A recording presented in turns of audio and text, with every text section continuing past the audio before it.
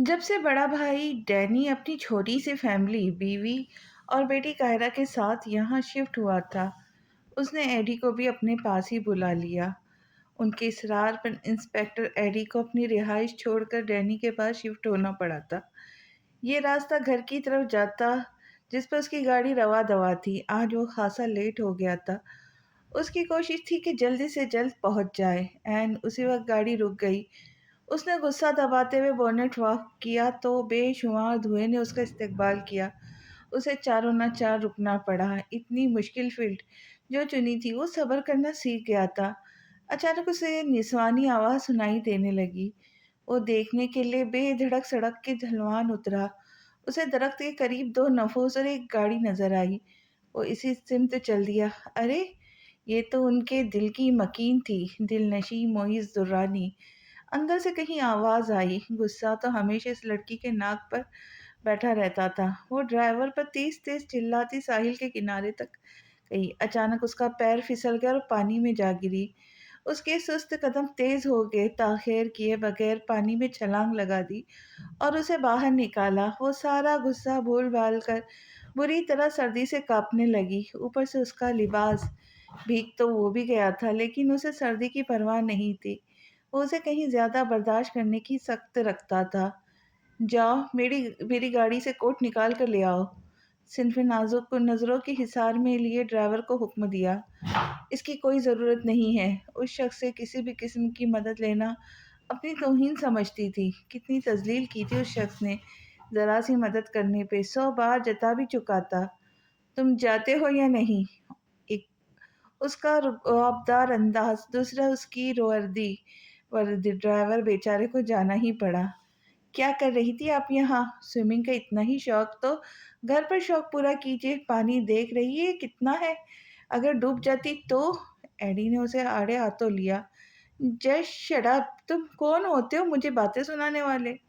वो मुरव्वत बालाए ताक रखकर भूखी शेरनी की तरह दहाड़ी। एडी का दिल चाहा उसे दोबारा धक्का दे दे। आपको मेरा शुक्रगुजार होना चाहिए कि मैंने आपकी जान बचाई है। और आप है के? उसे दांत पीसे। My foot. वो गुस्से से गुर्रा कर जाने लगी तो एडी ने भी तैश में आकर उसकी कौनी दबोच ली। किस बात का गरूर है आपके अंदर? दिल नशी ने एकदम घबरा कर उसे देखा। वजीह शख्सियत, जीरक गुस्सेली निगाहें, कदरे बड़ी हुई भूरी शेव, भूरे भालों से पानी के कतरे टपक रहे थे। वो शख्स समय पर हावी हो रहा था। हाथ छोड़ो मेरा, उसने गर्दन मोड़कर नागवारी से कहा, जो एडी ने साफ महसूस किया। उससे बात करना इज्जत नफ्स को पैर तले रोनने के मुतारुफ था। उसने ना सिर्फ छोड़ा बल्कि उसे खुद से दूर धकेला। इस बदतमीजी पर वो खून आशाम नजरों से घूरने लगी। सर, आपका कोट मैडम को ही दे दो, उसने चबा कर कहा। तेजी से सड़क की तरफ बढ़ा। अब गाड़ी तो ठंडक थी, मगर उसका दिमाग गर्म हो चुका था। पता नहीं खुद को समझती क्या है। उसने बड़बड़ाते हुए जीप स्टार्ट की। वो लड़की कौन थी भाई, जो फंक्शन में आपके साथ मिसबिहेव कर रही थी? बाला ने दबे दबे लहजे में पूछा। कौन? उसने दिमाग पर जोर दिया, फिर जल्दी से बोला, अरे तुम दिलनशी की बात कर रही हो। यकीनन वो मेरी दोस्त है। आपके बाकी दोस्त नहीं आए शादी में? बाला ने गहरी निगाहों से जांचा। वो उसके लिए कॉफ़ी बना रही थी। वो इस वक्त उसके लिए कॉफ़ी बना रही थी। शुजा पास ही स्टूल पर बैठा था। मेरा कोई दोस्त नहीं है, ना तेहरान ना उजान। अमान के जाने के बाद मुझे सबसे नफरत हो गई है। उसका लहजा हद दर्जे कड़वा था। वैसे भाभी जानती है कि आप उनके मरहूम भाई तेहरान के दोस्त हैं। पता नहीं वो क्या जानना चाहती थी, मगर शुजा ने उसे बुरी तरह टोक दिया। तुमसे कॉफ़ी बनाने का कहा है, फिजूल का सवाल करना बंद करो और कॉफ़ी मेरे कमरे में भेज दो। मैं बहुत थक गया हूँ। वो तल्खी से कह के पलटा तो सामने एलिफ खड़ी थी, आंखों में बेतहाशा आंसू लिए। उसकी रंगत खतरनाक हद तक पीली पड़ चुकी थी। अभी भी शादी के जगड़े में मलबूस थी। उसने तकरीबन 15 मिनट घूमकर ये शानदार घर देखा था जो शुजा ने उसे शादी के तोहफे के तौर पर दिया था, लेकिन कुछ और भी था जो उसे तोहफे में मिला था। धोखा दिया है तुमने मुझे। नाकाबिले तलाफी नुकसान का एहसास उसके अंदर सिसकने लगा। اپنی آواز گہری کھائی سے آتی محسوس ہوئی۔ وہ اسے کیا سمجھ رہی تھی اور وہ کیا نکلا؟ بھائی آپ کی کافی، اب میں چلتی ہوں، انجوائے دی نائٹ۔ بالا نے اس کی سسکیاں ابھی نوٹ نہیں کی تھی، وہ کاؤنٹر سے کلچ اٹھا کر اس کی کمر سہلاتی وہاں سے جا چکی تھی۔ کیا کہہ رہے تھے تم بالا سے؟ اسے ابھی بھی یقین نہیں آ رہا تھا۔ اس نے مزے سے کونی کچھ کچن کاؤنٹر سے ٹکائی، کافی کا کپ لبوں سے لگاتے ہوئے اطمینان سے بولا کہ مجھے طہران پاشا سے سخت نفرت ہے، اور مجھ سے، ظاہر ہے تم سے بھی، لیکن تم سے کچھ زیادہ ہی۔ وہ کیا کہتے ہیں، شدید والی نفرت ہے مجھے تم سے۔ اس کا دل ڈوب ڈوب گیا۔ وہ اطمینان سے کافی کے سپ لینے لگا۔ تو پھر تم نے مجھ سے شادی کیوں کی؟ اسے دل پھٹا ہوا محسوس ہوا، گھٹی گھٹی چیخیں لبوں سے برآمد ہونے لگی۔ یہ اہم سوال ہے۔ اس نے کافی کا کپ رکھا اور بھرپور نگاہ اس پر ڈالتے ہوئے بولا، امان احسان یاد ہے تمہیں؟ الف کا دل دھڑکنا بھول گیا۔ یاد ہے، کیسے تم نے اسے مار ڈالا؟ اس نے لڑکھڑا کر صوفے تھام لیا۔ کیسے میرا ہنستا بستا دوست گھٹ گھٹ کر جی رہا تھا تمہاری وجہ سے۔ وہ تمہیں پسند کرتا تھا، اسے تم جیسی خودغرض اور اناپرست لڑکی سے بے حد محبت تھی، اور تم نے کیا کیا؟ اسے قتل کر دیا؟ وہ بے رحمی سے کہتا الف کی پستیوں پہ گراتا جا رہا تھا۔ نہیں نہیں نہیں، یہ جھوٹ ہے، میں نے اسے نہیں مارا، وہ تو ایک ایکسیڈنٹ تھا، اس نے ہیجان انگیز دور سے گزرتے ہوئے گھٹی گھٹی آواز میں کہا۔ شجاع وحشیانہ انداز اختیار کر گیا۔ بکواس بند کرو، کوئی ایکسیڈنٹ نہیں تھا، سب قصور تمہارا تھا، تم اپنے عاشق سے ملنے گئی تھی ہوٹل میں، میں ایسی لڑکی نہیں ہوں۔ اس نے سینے پہ ہاتھ رکھ کر کہا۔ اس کے آنسو اس بات کی گواہی دے رہے تھے کہ وہ سچ کہہ رہی ہے، لیکن شجاع کے حواسوں پر جنون سوار تھا۔ تم کس قسم کی لڑکی ہو میں اچھے سے جانتا ہوں۔ ایک بیٹی کے باپ سے تمہارا تعلق اس حد تک بڑھ چکا تھا کہ تم اس سے ملنے ہوٹل تک چلی گئی، اور اب میرے سامنے رو دھو کر ڈرامے مت کرو، میں تمہارے آنسو سے پگھلنے والا مرد نہیں ہوں۔ اس نے انگلی اٹھا کر کہا۔ الف کو اسی لمحے اس شخص سے بے تحاشا خوف آیا تھا۔ وہ ساری ہمت مجتمع کر کے بولی۔ اس کا انداز عامیانہ و عاجزانہ تھا۔ وہ اس کی بدگمانی دور کرنا چاہتی تھی۔ وہ اس بات سے لا علم کہ وہ بدگمان نہیں تھا، وہ تو نفرت کرتا تھا اس سے۔ یہ شادی بھی ایک انتقام کا ذریعہ تھا۔ میں تمہیں بتاتی ہوں کیا ہوا تھا۔ جسٹ شٹ اپ، شجاع نے بری طرح سے ٹوک دیا۔ سنو سنو پلیز، پوری بات تو سنو۔ اس نے اس کا چہرہ مرمری ہاتھوں میں لیے ہوئے گریہ وزاری سے کہا۔ وہ لڑکا زہیب حسین، اس نے مجھے پرپوز کیا تھا۔ جب مجھے پتا چلا وہ شادی شدہ تو مجھے بہت غصہ آیا۔ اس نے مجھے ہوٹل میں ہی بلایا تھا، تب میں اسے وہاں سبق سکھانے گئی۔ مجھے نہیں پتا وہ میرے ساتھ زبردستی کرنے کی کوشش کرے گا، میرے ہاتھ سے گولی چل جائیں گی۔ وہ سسک پڑی۔ امان نے تمہاری مدد کی تھی اور تم نے اسے مرنے کے لیے اکیلا چھوڑ دیا۔ اس کی آنکھیں لہو لہو ہو گئی۔ اس نے مجھے خود جانے کے لیے کہا تھا۔ بکواس کر رہی ہو تم۔ وہ اتنی زور سے چیخا کہ الف اندر تک دہل گئی۔ وہ غصے سے پاگل ہو گیا تھا۔ اسے شفاق گرفت میں دبوچ لیا۔ تمہیں اسے اکیلا چھوڑ کر نہیں جانا چاہیے تھا۔ تمہیں اسے ہاسپٹل لے کر جانا چاہیے تھا، کیونکہ اس نے تمہاری نہ صرف عزت بچائی تھی، تمہاری جان بھی بچائی اور تم پر قتل کا الزام بھی نہیں آنے دیا۔ دباؤ بڑھتا ہی جا رہا تھا۔ الف درد سے دوہری ہو رہی تھی۔ وہ پھر سے چیختے ہوئے پوچھنے لگا، کیوں کیا تم نے ایسا؟ ہاں جواب دو۔ اس نے گن نکال لی۔ الف کے لبوں سے چیخ نکلی۔ باریچو دوڑتا ہوا آیا تھا۔ آپ یہ کیا کر رہے ہیں؟ سامنے سے ہٹو باریچو، وہ دہاڑا تھا۔ باریچو کانپ گیا، لیکن وہ الف کے سامنے سے نہ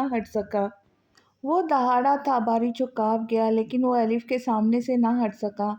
میں نے کہا ہٹ جاؤ۔ Sorry boss. وہ سر جھکا گیا۔ To hell with her. غصے سے اس کی سانسیں تیز تیز چل رہی تھی۔ باریچو کو لعنت ملامت کرتا بہت غصے سے منظر سے ہٹ گیا۔ الف صدمے سے پورے قد کے ساتھ گر کر زمین بوس ہو گئی۔ اس کا سر زخمی ہو گیا تھا۔ باریچو بوکھلا گیا، چلا کر ملازمہ کو بلانے لگا۔ 20 منٹ کی پریس کانفرنس میں میڈیا کے سوالوں کا جواب دیتے دیتے زچ ہو گیا تھا، لیکن اس نے ظاہر نہیں ہونے دیا۔ اب تو ایسی کانفرنسز معمولی بات تھی۔ جیسے تیسے پارٹی اختتام کو پہنچی تو وہ ڈی پلیس پہنچا۔ کھانا اس نے کمرے میں منگوا لیا تھا۔ شاور لے کر آیا تو شالی کھانا کمرے میں ہی کھانا لگا چکی تھی۔ زلف نے کھانا کھایا تھا؟ مس نوروز نے صرف سر درد کی دوا لی اور سو گئی۔ میں نے کہا بھی چل ٹھیک ہے جاؤ، کچھ دیر بعد کافی لے آنا۔ اس نے ہاتھ اٹھا کر ٹوکتے ہوئے کہا۔ زلف کی طرف تکیہ بڑھا جو تکیہ سینے میں بیچے سو رہی تھی۔ یکلخت آج کی پارٹی میں اس کی حرکت یاد آئی تو اس کے لبوں پر مسکراہٹ گہری ہو گئی۔ اس نے ٹیمپریچر چیک کیا، پھر نبض کی رفتار دیکھی اور احتیاط سے کمفرٹر درست کر کے ڈائننگ ٹیبل پر آ گیا۔ کھانے کھاتے وقت مسلسل اس کا دماغ آج کی party, press conference, media, N C B party, Maisam Ali Agha کی باتوں میں کہیں دور بھٹک گیا۔ کھانے سے ہاتھ کھینچ کے اس نے چند ضروری فائلیں اٹھا لی۔ ورک گردانی کر رہا تھا کہ شالی کافی لے آئی اور کھانے کے برتن سمیٹ کر لے گئی۔ بہت دیر تک وہ مصروف رہا۔ جب نیند سے آنکھیں بوجھل ہونے لگی تو اسٹڈی کی لائٹ بجھا کر بیڈ پر آ گیا۔ صبح اس کی آنکھ کھلی تو اپنے آپ کو ایک بے حد شاندار کمرے میں پایا۔ اس کا سر بھاری ہو رہا تھا۔ چھو کر محسوس کیا تو سر پر پٹی بندھی تھی۔ اسے سب ایک ایک کر کے یاد آتا چلا گیا۔ یعنی اب پھر وہ پرانی زندگی میں آ گئی تھی۔ ہاں، اس سے ہوئی تھی غلطی۔ وہ پشیمان تھی، خودکشی کی کوشش کر چکی تھی، دکھی ہو کر رہ گئی تھی، ڈپریشن میں چلی گئی تھی۔ اب اور وہ کیا کرتی؟ ازالہ ممکن نہیں تھا۔ وہ ایک مرے ہوئے انسان کو واپس نہیں لا سکتی تھی۔ شجاع کی نفرت بجا تھی، لیکن اس نے بہت گندا کھیل کھیلا تھا۔ اس کے جذباتوں کے ساتھ کھیلا تھا، اسے سہانے خواب دکھا کر چکنا چور کر دیے تھے۔ کتنی مشکلوں سے اس نے خود کو سنبھالا تھا۔ شجاع نے بے رحمی سے اس کے زخموں کو ادھیڑ دیا تھا۔ تم سے نفرت ہے مجھے، بہت غلیظ انسان ہو تم۔ اس کے تاثراتوں میں زہر گھل گیا۔ اگلے ہی لمحے وہ سر ہاتھوں میں گرا کر اپنی پھوٹی قسمت کو رونے لگی۔ میں تمہاری اصلیت سب کو بتاؤں گی شجاعت عالمگیر۔ اس نے کمفرٹر ہٹا کر اپنا فون تلاش کرنے لگی۔ ہر جگہ تلاش کر لیا لیکن اسے کہیں نہیں ملا۔ وہ اپنا ڈریس سنبھالتی کمرے سے باہر آئی۔ فون کہاں ہے میرا؟ پتہ نہیں، آپ باس سے معلوم کر لیں۔ ملازمہ نے لا علمی کا اظہار کیا۔ بکواس بند کرو، ایسی کہ تیسی تمہارے باس کی۔ فون لا کر دو مجھے میرا۔ بے حد بدتمیز اور تیز لہجے میں گویا ہوئی۔ باس کے پاس ہے آپ کا فون مس پاشا۔ کہاں ہے وہ دھوکے باز انسان؟ وہ زور سے چلائی۔ یہاں ہے۔ کیا تماشا لگا رکھا ہے صبح صبح؟ کیا تکلیف ہے تمہیں؟ وہ اپنے کمرے کی چوکھٹ سے برآمد ہوا، گیلے بالوں کو ٹاول سے رگڑتا۔ کس قدر پرسکون لگ رہا تھا۔ الف کے تن بدن میں آگ لگ گئی۔ فون دو میرا، میں سب کو تمہاری اصلیت بتاؤں گی۔ کتنے گھناؤنے انسان ہو تم۔ وہ نہ صرف اندر آئی بلکہ دھڑلے سے اسے کمرے کی تلاشی لینے لگی۔ اپنے بارے میں کیا خیال ہے؟ کیا اپنے بارے میں بھی بتاؤ گی کہ تم قاتلہ ہو؟ اپنی حد میں رہو شجاعت عالمگیر۔ وہ دانت پیستے ہوئے اس کی آنکھوں میں آنکھیں ڈال کر وارن کرتی ہوئی وہی مغرور اور سرکش الف لگی تھی اسے۔ میں اپنی حدوں کو جانتا ہوں، البتہ تم بھول رہی ہو۔ ایک بات جان لو کہ اب تمہیں یہیں رہنا ہے، یہاں سے تمہاری لاش ہی نکل سکتی ہے۔ اور دوسری بات، اس گھر میں رہنے کے کچھ اصول ہیں جنہیں اپناؤں گی تو تمہاری ہی بھلائی ہے۔ وہ دو بدو بولا۔ مائی فٹ، اس نے بے باکی سے کہا۔ اس کے اکڑ کو ہوا میں اڑاتا سرد مہری سے بولا، اب جاؤ یہاں سے، چینج کرو اور ڈائننگ ٹیبل پہ پہنچو۔ تم بہت پچھتاؤ گی، تمہارا جینا حرام کر دوں گی میں۔ اس نے بے بسی سے مٹھیاں بھینچی اور دھمکی دے کر اپنے کمرے میں آ گئی۔ خود کو تسلیاں دیتے ہوئے چینج کیا، خوبرو سا میک اپ کیا، ڈائننگ ٹیبل پر آ گئی۔ مجھے یہ نہیں کھانا، مجھے فرائیڈ انڈا چاہیے۔ پہلی فرصت میں ملازمہ کو ٹوکا جو اس کے آگے پلیٹ رکھ رہی تھی۔ شجاع نے اس کی جانب سے اپنے کان بند کر لیے تھے۔ ملازمہ کے ساتھ اس کا رویہ انتہائی حقیر تھا لیکن وہ خاموش رہا۔ کافی نہیں، مینگو شیک بنا کر لاؤ۔ اگلا حکم ہوا۔ ملازمہ فوراً حکم بجا لائی۔ میرا موڈ نہیں ہے۔ اگلا حکم ہوا۔ ملازمہ فوراً حکم بجا لائی۔ میرا موڈ نہیں ہے۔ وہ نحوست سے سر جھٹک کر اٹھ گئی۔ اسے کھانے کو چھوا تک نہیں۔ شجاع نے بہت ضبط اور تحمل کا مظاہرہ کیا تھا، بس یہ دیکھنا تھا کہ کب تک۔ ان کا ولیمہ ایک ہفتے بعد تھا جو اس نے اپنی دور اندیشی سے بالکل درست وقت پر مقرر کیا تھا۔ آج کے حالات دیکھ کر اسے بخوبی اندازہ ہوا تھا کہ اس کا فیصلہ کس قدر درست تھا۔ کچھ دنوں کے لیے اس نے آفس سے آف لیا تھا۔ اسے الف کے ساتھ کازان جانا تھا۔ ماما اور دادی چاہتی تھی وہ بہو کو رسم کے مطابق سسرال لے آئے۔ اس نے کرسی دھکیل کر اس کے کمرے کا رخ کیا۔ تم سے میں نے تھوڑی دیر پہلے کہا تھا کہ اس گھر میں رہنے کے کچھ اصول ہے۔ اس کا لہجہ سرد تھا۔ تم ایک نیچ اور تھرڈ کلاس شخص ہو۔ میں تمہارے کسی بھی اصول کو ماننے کی پابند نہیں ہوں۔ زہر خندے سے کہتی شجاعت کو غصہ دلا گئی۔ اس نے کہنی موڑ کر کمر سے لگا دی۔ آئندہ اگر تم نے مجھ سے اس لہجے میں بات کی تو تمہاری کھال ادھیڑ دوں گا۔ چھوڑو مجھے وحشی، وہ سسکی، لیکن سخت گرفت میں ڈھیلی نہ پڑی۔ وہ بغیر اس کے آنسوں کو گھڑتا رہا جیسے اسے تسکین محسوس ہو رہی تھی۔ اسے تڑپتے سسکتے دیکھ کر لطف آ رہا ہو۔ میری بات سمجھ گئی نا تم؟ اس نے دہرایا۔ وہ آنسو بھری بے بسی سے سر ہلا کر رہ گئی۔ اگلے لمحے اس نے جھٹکا دے کر اسے دور پھینک دیا۔ اسے لگا بازو ٹوٹ گیا۔ درد کی شدید لہر دوڑ گئی۔ وہ منہ تک نہیں کر پا رہی تھی۔ اور تم اس قسم کے لباس بھی نہیں پہنوں گی، اس نے اشارتاً کہا۔ اس کے دوسرے کندھے سے اسکرٹ ڈھلکی ہوئی تھی جو اس کی خوبروئی کی نمائش کرتی اسے ازحد بری لگ رہی تھی۔ انتہائی دقیانوسی سوچ کے مالک ہو تم، الف نے آنسوں سے بھری آنکھیں میچ کر نفرت سے کہا۔ اسے جیسے کوئی فرق نہیں پڑا۔ پیکنگ کر لو، ہمیں شام کو کازان کے لیے نکلنا ہے۔ وہ حکم صادر کر کے کمرے سے نکل گیا۔ صبح اس کی آنکھ کھلی تو زلف اس کے کندھے پر سر رکھے سو رہی تھی۔ اس نے بیدار ہو کر اس کا سر تکیے پر ٹکا دیا۔ لبوں سے دبی سی کراہے نمودار ہوئی۔ اس کے پورے بازو میں قوت حرکت سلب ہو گئی تھی۔ بازو کو ہلکے سے حرکت دیتے ہوئے بستر چھوڑ اور ٹریک سوٹ پہن کر جاگنگ کے لیے نکل گیا۔ واپس لوٹا تو روشن دن کا آغاز ہو چکا تھا۔ آج ایزل کی سرجری تھی۔ وہ اس لیے بھی جلدی جانا چاہتا تھا۔ اسے 2 دن پہلے ہی ہاسپٹل ایڈمٹ کر لیا گیا تھا۔ لاؤن سے گزرتے ہوئے سفینہ خانم پر نظر پڑی تو اس کے قدم سست پڑ گئے۔ گڈ مارننگ ماما۔ سفینہ خانم نے ہاتھوں سے سر اٹھا کر اسے دیکھا جس کی رنگت سرخی مائل اور سانس پھولا ہوا تھا۔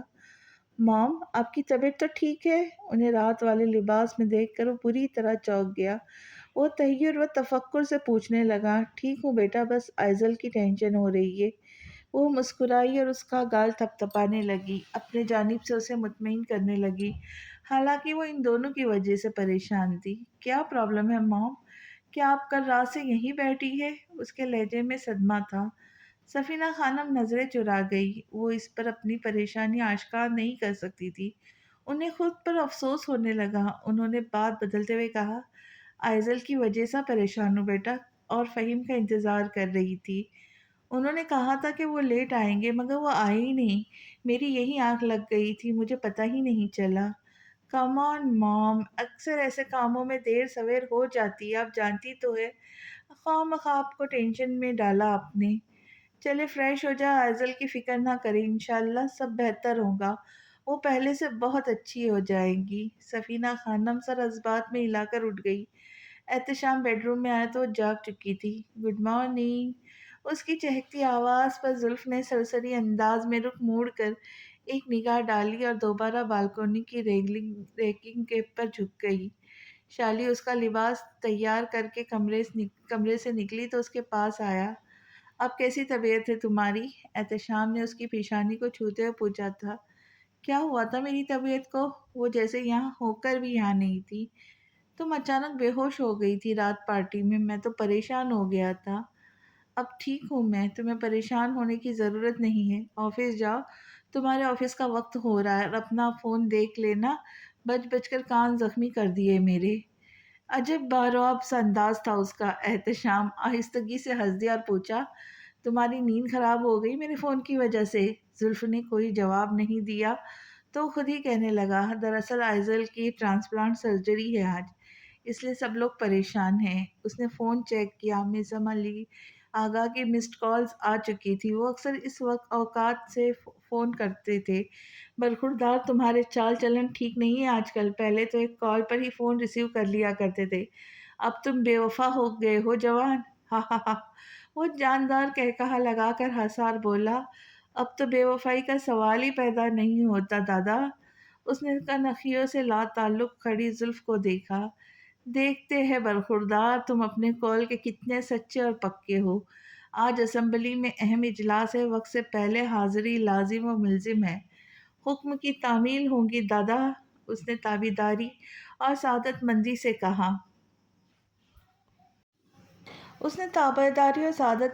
کہا۔ خوش رہو۔ آئزل کیسی ہے؟ سرجری کب ہے اس کی؟ وہ فکر مندی سے پوچھنے لگے۔ آج رات ہی ہے دادا، بس آپ دعا کریں اس کے لیے۔ انشاءاللہ۔ مجھے آگاہ ضرور کرتے رہنا آئزل کے متعلق، اور کسی چیز کی کمی نہیں ہونی چاہیے میری پوتی کو۔ وہ تحکمانہ بولے اور فون بند کر دیا۔ احتشام کی نگاہیں پھر سے بھٹک کر اسی پر جا رکی۔ پوری رات وہ اس کا کندھا توڑتی رہی تھی اور دن کی روشنی میں یوں انجان بن گئی تھی جیسے جانتی ہی نہ ہو۔ مسکرا کر دیکھا تک نہیں، محبت کا جواب محبت سے دینا تو سیکھا ہی نہیں تھا اس نے، ظالم کہیں کی۔ اس نے سر جھٹکا اور شاور لینے چلا گیا۔ اسے زج کرنے اور جلانے کی خاطر اس نے اپنے پسند کے مطابق ڈریسز رکھے تھے۔ اگر شجاع جنونی پن کا مظاہرہ کر رہا تھا، وہ بھی پہلے والی سرکش الف بن گئی تھی۔ شجاع کے دھوکے نے اسے مکمل توڑ دیا تھا۔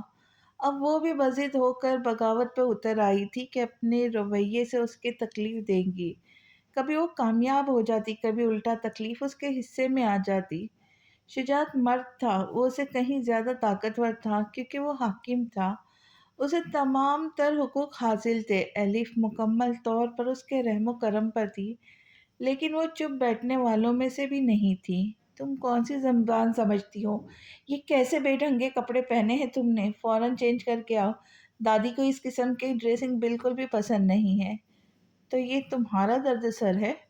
اس کی برابر والی سیٹ پر براجمان چیونگم چباتے ہوئے، بالوں کو انگلی پر لپیٹتی ہوئی، ٹکا سا جواب دیتی ہوئی بولی۔ شجاع دانت پیس کر رہ گیا۔ اس کوڑ مغز سے کیا دماغ کھپاتا اب؟ اندر ہی اندر پیچے تاب کھاتا گاڑی سٹارٹ کرنے لگا۔ آج وہ خود ڈرائیو کر رہا تھا۔ راستہ بہت طویل اور سرد تھے۔ کازان سے ماسکو کافی دور تھا۔ ان دونوں نے چند گھنٹے کا سفر طے کر کے ایک ریزورٹ کے قریب گاڑی روکی تھی اور شجاع نے کھانے کے لیے آرڈر کیا۔ اس نے آرڈر گاڑی میں ہی منگوا لیا تھا، لیکن الف گاڑی سے اتر گئی۔ اس کی کمر اکڑ کر تختہ بن گئی تھی۔ وہ سڑک کے کنارے واک کرنے لگی اور چلتی ہوئی ترتیب سے لگے ٹیبلوں پر کرسی کھینچ کر بیٹھ گئی۔ وہاں بیٹھے لوگ اس کے حسن سے آنکھیں سینک رہے تھے۔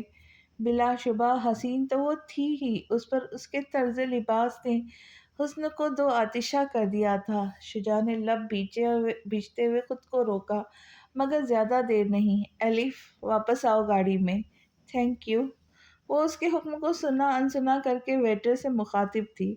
اس نے آرڈر وہیں منگوایا۔ دونوں پاؤں اوپر کیے، کوہنیوں کو موڑتی ہوئی وہ کھانے پر یوں ٹوٹ پڑی جیسے پہلی بار کھانا ملا ہو۔ وہ اندر ہی کلس کر رہ گیا، چاہتا تو یہیں اس کا دماغ ٹھکانے لگا دیتا، لیکن ضبط کر گیا۔ ہلکا پھلکا کھانے کے بعد اس نے گاڑی میں سگریٹ سلگا لی، کیونکہ اسے بہت طویل ڈرائیونگ کر کے جانا تھا۔ وہ زور زور سے پیر جھلاتی سخت ٹینشن میں لگ رہی تھی۔ سفینہ خانم کو احتشام نے زبردستی آئزل سے ملنے کے بعد پیلس بھیج دیا تھا۔ معصم علی آغا بھی اس سے مل کر جا چکے تھے۔ اس وقت ہاسپٹل میں اس کے پاس صرف احتشام تھا۔ ایمرجنسی روم میں اسٹریچر پر لیٹے لیٹے چھت کو گھورتی ہوئی جانے کیا سوچ رہی تھی۔ بھابی کیوں نہیں آئی بھائی؟ کیوں، تم اسے مس کر رہی ہو؟ ظاہر ہے آپ ہر مومنٹ پہ میرے ساتھ رہتے، پتہ نہیں کیوں، مگر میں نے ساری کوشش کر کے دیکھ لی ہے، ان سے بھی آپ جیسا تعلق نہیں قائم کر سکی۔ کیا وہ آپ کے ساتھ بھی روڈ ہی رہتی ہے ہر وقت؟ اس نے گردن موڑ کر دیکھا۔ اس ایک جملے میں اتنی معصومیت اور تحیت تھی کہ وہ پریشان ہونے کے باوجود مسکرا دیا۔ وہ ایسی ہی ہے، تھوڑی روڈ اور نک چڑھی سی، اس نے شرارتاً کہا۔ لیکن آپ تو ان سے اتنی محبت کرتے، اس کے باوجود بھی؟ آئزل کو افسوس ہونے لگا۔ یہ ضروری تو نہیں کہ جن سے ہم محبت کرتے وہ بھی ہم سے محبت کرے۔ اس کے لہجے نامعلوم سی کسک تھی۔ اس کی چاہت پہ آئزل کا دل پسیج گیا۔ اس سے پہلے کہ وہ کچھ کہتی، وارڈ بوائے ایک اور اسٹریچر ڈھکیلتے ہوئے اس کے برابر میں لے آئے اس بے ہوش شخص کو دیکھ کر وہ ساکت اور جامد رہ گئی، ذہن سے تیزی سے شناسائی کے مرحلے طے کیے۔ ان کی چند ملاقاتیں ہو چکی تھی، وہ اس کے عزلی اجنبی تو نہیں تھا۔ بھائی! اس کے لب کپ کپائے تھے۔ اسے یہاں دیکھ کر وہ سانس لینے کے قابل نہ رہی۔ ایزی، ڈرو مت، میں ہوں یہاں تمہارے پاس۔ اس کے اندر رونی جذباتوں سے بے خبر احتشام نے اس کا ہاتھ تھام کر تسلی دی تھی۔ ٹرانسپلانٹ کا آج دوسرا دن تھا۔ اس نے آنکھ کھولتے ہی نرس سے پہلا سوال کیا تھا، میرا فون کہاں ہے؟ آپ سے متعلقہ ساری چیزیں مسٹر خورائے کے پاس ہے۔ آپ بے فکر رہیں، مجھے میرا فون چاہیے۔ اس نے خشک لبوں کو حرکت دی، ذہن بار بار انودگی میں جا رہا تھا۔ نرس نے لب بھیج کے اسے دیکھا اور باہر سے فون لے آئی۔ زمارہ کا فون کرو، اس نے کھلتی بند ہوتی آنکھوں سے کہا۔ اس کے فون پہ بے شمار کالز اور میسیجز زمارہ ہی کے نام سے تھے، جو نمبر آن کرتے ہی دھڑا دھڑ موصول ہونے لگے۔ نرس نے وہی نمبر پش کر کے اس کے کان سے لگایا تھا۔ ہیلو ہیلو اذان، کیسے ہو تم؟ کہاں ہو؟ میرا فون کیوں ریسیو نہیں کر رہے تھے؟ بے قراری ہی بے قراری تھی۔ اس نے آواز میں بشاشت اور انرجی سمیٹنے کی بھرپور کوشش کی، مگر ناکام رہا۔ یار تم ایسے پریشان ہو رہی جیسے میں موت پر ہوں۔ ایزی ہو جاؤ، یہ بتاؤ تم کیسی ہو؟ اوزان، تم کب آؤ گے؟ میں تمہیں بہت مس کر رہی ہوں۔ اس کی بھیگی آواز سن کر بے چین ہو کر اٹھنے لگا۔ آہ! اس کے لبوں پر درد بھری سسکاریاں نکلنے لگی۔ پلیز لیٹے رہو، نرس نے سختی سے ٹوکا تھا۔ زمارہ، ہیلو؟ اس نے کراہے دباتے ہوئے تکلیف دہ لہجے میں اسے پکارا، مگر جواب ندارد۔ شاید کال کٹ چکی تھی۔ آہ! درد کی شدید لہر اس کے پورے جسم میں دوڑ گئی۔ نرس نے اس کی حالت کے پیش نظر انجیکشن دے کر پرسکون کر دیا تھا، فون لاک کر کے وہیں اس کے تکیے تلے رکھ دیا۔ وہ آج خاصی لیٹ تھی، ریش ڈرائیونگ کرتے ہوئے اسکول پہنچی تھی۔ ویسے تو جیا بورڈنگ اسکول میں پڑھتی تھی، آج ویکینڈ تھا تو اسے اطلاع دے کر لینے آئی تھی۔ جیا کو بلا دے پلیز۔ جیا تو چلی گئی میم؟ یہ کیا مذاق ہے؟ کس کے ساتھ چلی گئی جبکہ میرے سوا اسے کوئی لینے نہیں آتا؟ آپ جانتی ہے۔ جانتی ہوں میم، لیکن وہ کسی آدمی کے ساتھ گئی جسے وہ بخوبی جانتی تھی۔ تاشفا نے مطمئن ہو کر سوال کیا۔ اس کے دادا تھے کمال حسن؟ نہیں میم، وہ کوئی اور تھے، بہت ینگ تھے۔ تاشفا کا دماغ بھگ سے اڑ گیا۔ کوئی اور؟ کون؟ اس کا دماغ واؤف ہونے لگا۔ وہ مرے مرے قدموں سے چلتی ہوئی گاڑی میں آٹ بیٹھی، سوچے مفلوج ہو کر رہ گئی تھی۔ چند ثانیہ بعد اس کا فون بجنے لگا۔ ماما، آپ کہاں ہیں؟ جیا، تم کہاں ہو بیٹا؟ اس نے بےتابی سے پوچھا، پریشانی اور مارے ٹینشن کے وہ رو دینے کو تھی۔ ماما، مجھے ڈاکٹر فرات نے پک کر لیا تھا، کیلی بھی میرے ساتھ ہی تھی۔ میں گھر پر ہوں، آپ وہیں آ جائے۔ اوہ خدا جیا، تم مجھے پریشان کر دیا تھا۔ اچھا اب کہیں مت جانا، وہیں رہو، میں آتی ہوں۔ اس نے فون بند کیا۔ ایسی کی تیسی ڈاکٹر فرات کی وہ ہے کون؟ وہ طیش میں آ کر بڑبڑاتے ہوئے بولی۔ گاڑی مین روڈ پر بھگانے لگی۔ وہ بڑے آرام دہ انداز میں گھومتے ہوئے اس کے گھر کا جائزہ لے رہا تھا، جیسے کسی نمائشی مرکز میں آیا ہو۔ ملازمہ نے کافی کا کپ اسے تھمایا تو اس نے مسکرا کر تھام لیا۔ آپ میرے گھر میں کس کی اجازت سے آئے ہیں ڈاکٹر فرات؟ اور کس کی اجازت سے آپ نے میری بیٹی کو اسکول سے پک کیا تھا؟ وہ آتے ہی اس پر برس پڑی۔ میری اجازت سے ماما۔ تم خاموش رہو جیا، اسے لے کر جاؤ کمرے میں۔ اس نے ملازمہ کو اشارہ کیا، دوبارہ متوجہ ہوئی۔ میں آپ سے بات کر رہی ہوں ڈاکٹر فرات، اس حرکت کے پیچھے آپ کا کیا مقصد، کیا ہے؟ سانس تو لے لے، فرات نے پرسکون لہجے میں کہا۔ اس کی آنکھوں سے شوق رنگ پھوٹ رہے تھے۔ تاشفا کو اس کی نگاہیں عجیب لگی تھی، مگر وہ نظر انداز کرتے ہوئے تندی سے بولی، میں پرسکون سانس تب ہی لوں گی جب آپ میرے سوال کا جواب دیں گے۔ آپ نے تو میری جان ہی نکال دی تھی۔ میں بھلا آپ کی جان کیسے نکال سکتا ہوں؟ وہ شوخی سے مسکرایا۔ آپ اب جائیے یہاں سے۔ وہ لب بھیج کر رہ گئی۔ اگر میں نہ جاؤں تو؟ وہ ہنوز غیر سنجیدہ تھا۔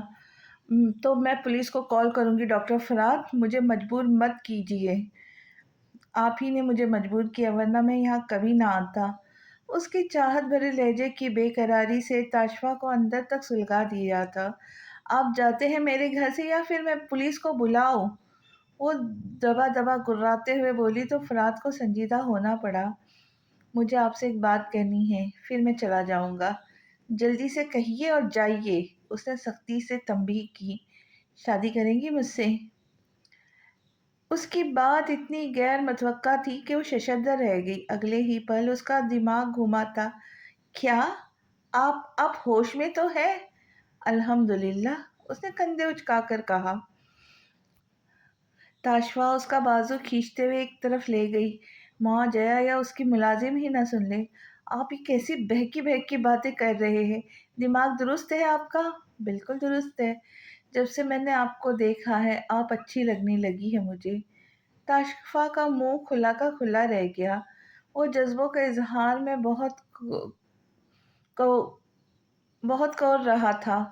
اس وقت اور حالات کے نزاکتوں کا علم نہیں تھا، نہ ہی بات کا سلیقہ تھا، ورنہ وہ اتنی جلد بازی کبھی نہ کرتا۔ پہلی بات یہ کہ میں شادی شدہ ہوں، میری ایک بیٹی ہے، آپ کو شرم آنی چاہیے میرے بارے میں ایسے خیالات رکھتے ہوئے، اور دوسرا یہ کہ آپ مجھ سے چھوٹے ہیں۔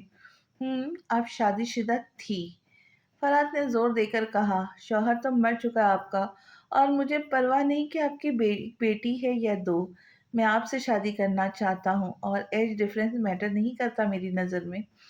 اس نے بے باکی سے اپنی خواہش بیان کرتے ہوئے اس کی آنکھوں میں جھانکا تو تاشفا آگ بگولا ہو گئی۔ آپ ابھی اور اسی وقت نکلے میرے گھر سے؟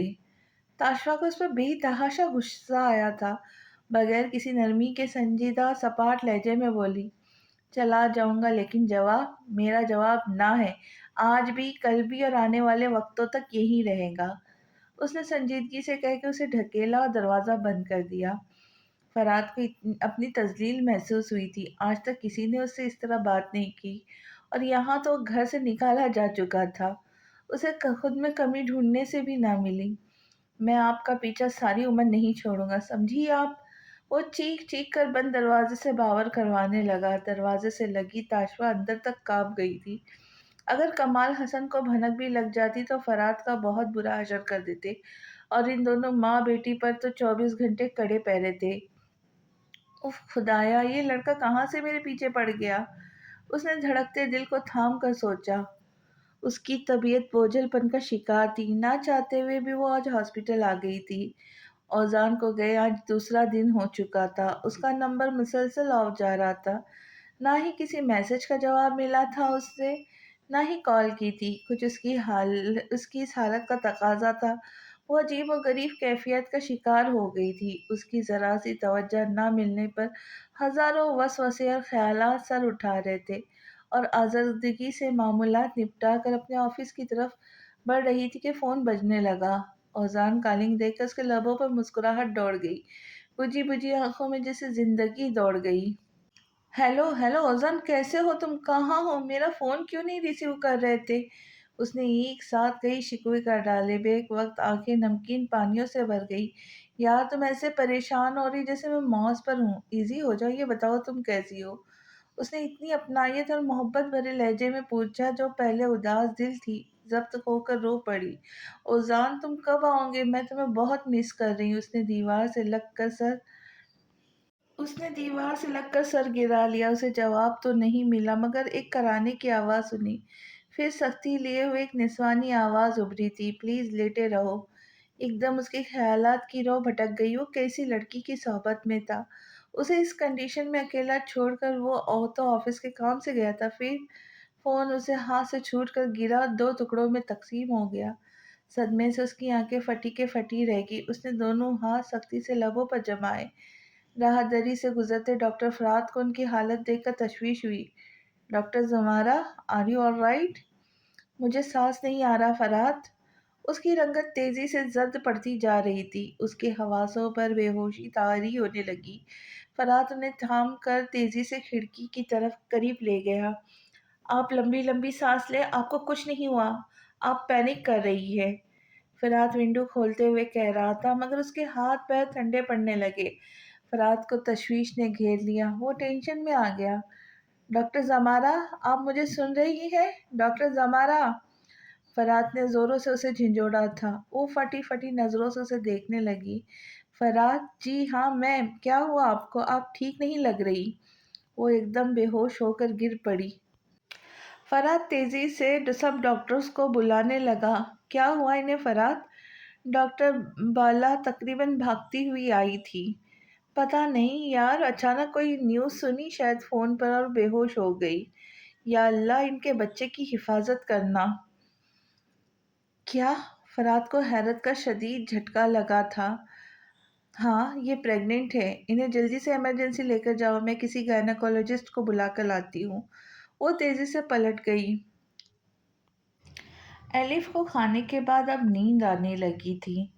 وہ لوگ ابھی بھی سفر میں تھے، رات کے تقریباً 2 بج رہے تھے۔